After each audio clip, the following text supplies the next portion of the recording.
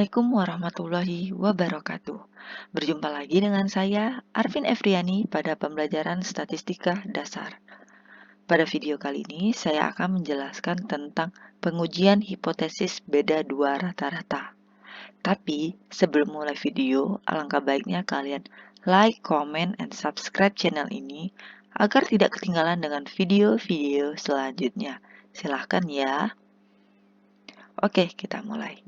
Pengujian hipotesis beda dua rata-rata.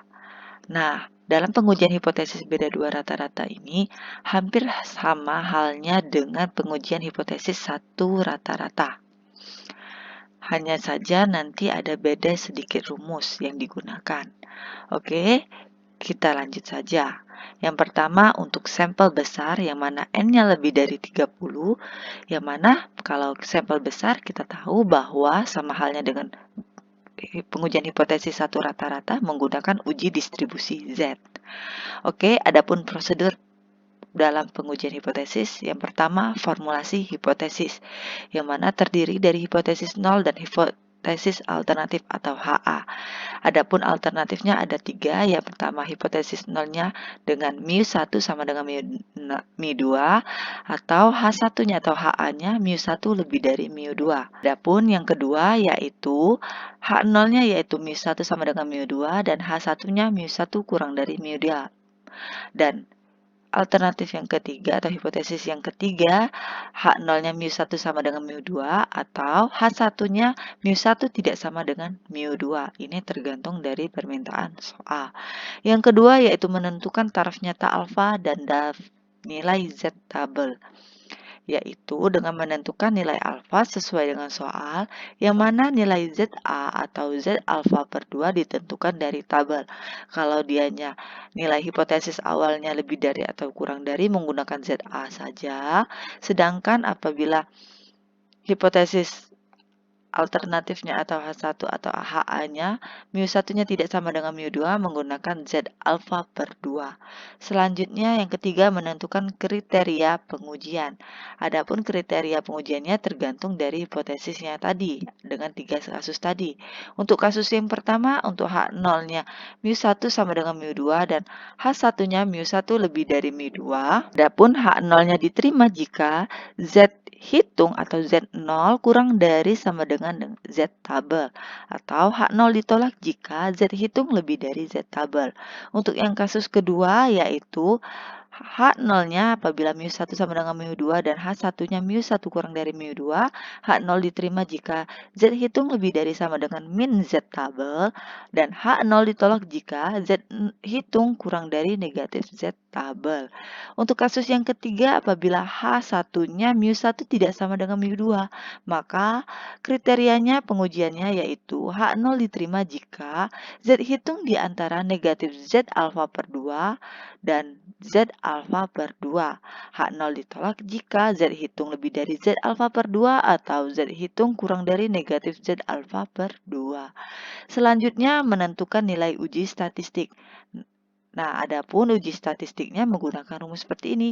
Nah, ini yang agak membedakan rumus yang digunakan pada hipotesis beda dua rata-rata, yang mana Z hitungnya X1 dikurang X2 dibagi dengan psi X1 min X2 dengan yang mana nilai psi X1 min X2-nya sama dengan akar dari psi 1 kuadrat per N1 ditambah psi 2 kuadrat per N2.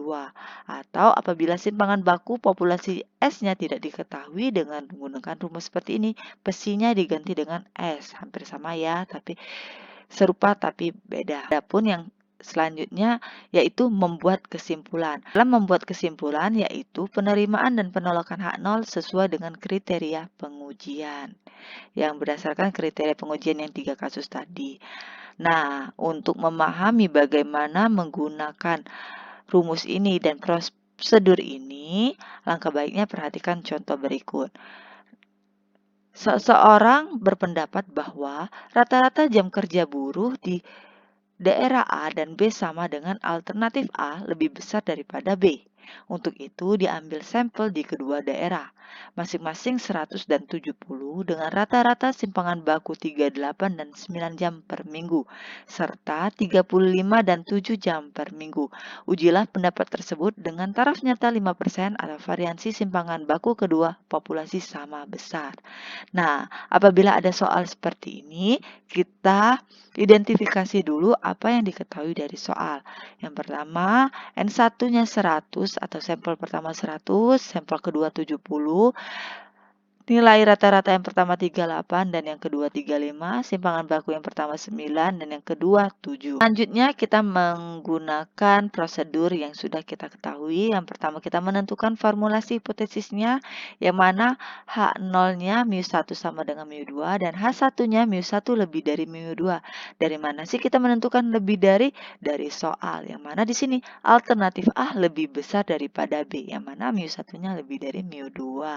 Selanjutnya kita menentukan taraf nyata dan nilai Z tabel, yang mana alfanya 5% diketahui dari soal, dan kita perhatikan tabel berikut. Seperti yang pada video sebelumnya ya, kalau alfanya 5% pada tabel distribusi Z, kita cari yang mendekati 0,05. Letaknya di mana ya? 0,05. Di sini ya, antara nilai 0,0505 dan 0,0495, tapi karena ini tidak mencukupi maka digunakan yang di sini 0,0505. Lalu letaknya terletak di negatif 1,6 dan lihat di atasnya 0,04. Kalau kita gabungi menjadi negatif 1,64. Nah, tapi karena di sini lebih dari, maka tanda negatifnya hilang. Karena lebih dari berdasarkan hipotesisnya tadi. Selanjutnya kita menentukan kriteria pengujian. Nah, H0-nya diterima apabila Z hitungnya kurang dari sama dengan 1,64 dan H0 ditolak apabila Z hitungnya lebih dari 1,64. Selanjutnya kita uji statistik menggunakan rumus tadi, tinggal kita substitusikan apa yang diketahui soal ke dalam rumusnya, yaitu S-nya X1 min X2 akar dari X1 kuadrat per N1 ditambah X2 kuadrat per N2, di mana akar dari 9 kuadrat per 100 ditambah 7 kuadrat per 70 sama dengan 1,23. Selanjutnya dari nilai tersebut, oke ini maaf ya, harusnya 1,23-nya tidak dalam akar lagi. Lalu dari nilai tersebut kita substitusikan pada Z hitung, di mana X1 min X2 per X1 min X2. Nilainya 38 dikurang 35 per 1,23 yaitu 2,44. Lalu dari nilai uji statistik kita dapat menyimpulkan yang mana karena Z hitungnya 2,44 dan lebih besar daripada Z tabel yaitu 1,64, maka kesimpulannya H0-nya ditolak. Apa artinya? Rata-rata jam kerja buruh di daerah A dan daerah B adalah tidak sama. Nah, inilah contoh untuk kasus uji distribusi Z atau N-nya lebih dari 30.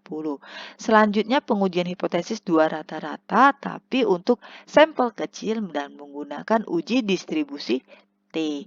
Adapun prosedur pengerjaannya yang pertama yaitu formulasi hipotesis seperti yang tadi, menentukan hipotesis 0 dan hipotesis alternatif dengan 3 kriteria atau 3 kasus seperti ini. Dengan H1-nya lebih μ1 lebih dari μ2 atau μ1-nya kurang dari μ2 dan μ1-nya tidak sama dengan μ2.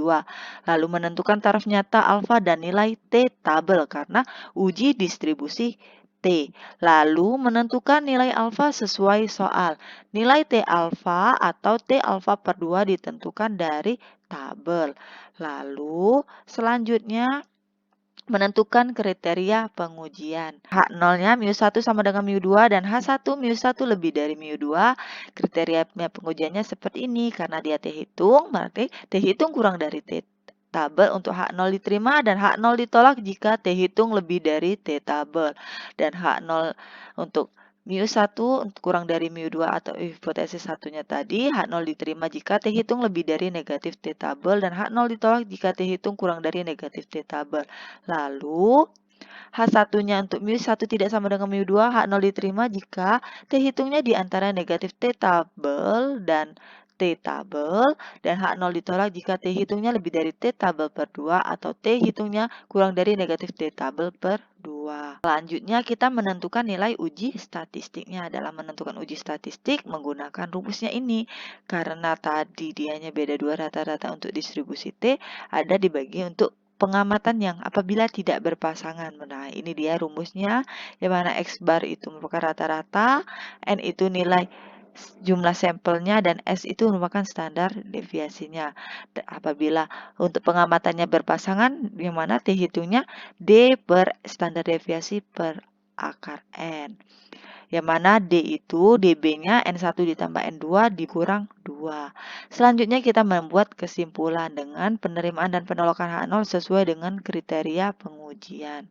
Untuk memahami bagaimana pengujian dalam hipotesis 2 rata-rata dengan distribusi T atau sampel kecil menggunakan prosedur ini, perhatikan contoh berikut. Adapun contohnya, sebuah perusahaan mengadakan pelatihan teknik pemasaran. Sampel sebanyak 12 orang dengan metode biasa dan 10 orang dengan metode terprogram. Pada akhir pelatihan diberikan evaluasi dengan materi yang sama. Kelas pertama mencapai nilai rata-rata 80 dengan simpangan baku 4, dan kelas kedua dengan nilai rata-rata 75 dengan simpangan baku 4,5. Ujilah hipotesis kedua, metode pelatihan dengan alternatif keduanya tidak sama. Gunakan taraf nyata 10% dan asumsikan kedua populasi menghampiri distribusi normal dengan variansi yang sama.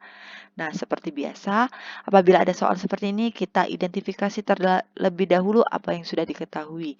Adapun N1-nya sampel yang pertama 12, sampel kedua 10, rata-rata pertama 80, rata-rata kedua 75, standar deviasi yang pertama 4 dan yang kedua 4,5. Lalu kita melakukan uji hipotesis 2 rata-ratanya dengan menggunakan prosedurnya. Yang pertama menentukan formulasi hipotesisnya, yang mana H0-nya mu1 sama dengan mu2 dan H1-nya mu1 tidak sama dengan mu2. Bagaimana kita tahu H1-nya menggunakan hipotesis mu1 tidak sama dengan mu2? Nah, kita perhatikan soalnya. Karena di sini dianya mau menghitung alternatif keduanya tidak sama. Dari soal ya, di sini ada tidak sama, makanya di sini alternatif yang keduanya mu1-nya tidak sama dengan mu2. Lalu kita menentukan taraf nyata dan nilai Z tabelnya. Dari mana?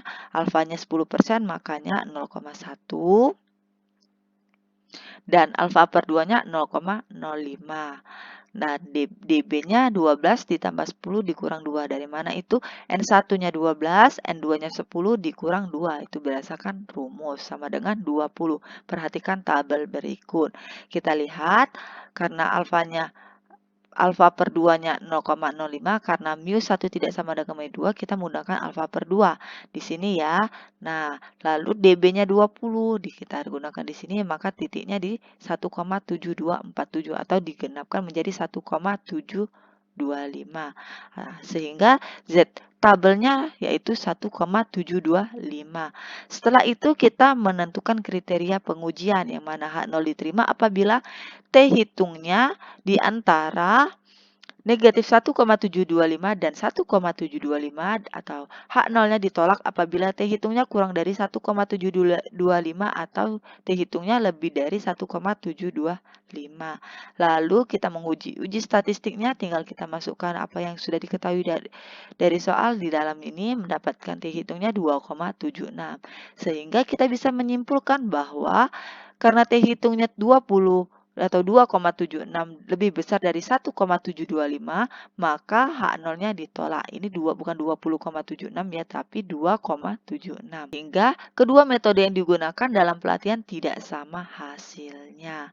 Nah, itulah contoh pengujian hipotesis beda 2 rata-rata menggunakan uji distribusi T sampel kecil.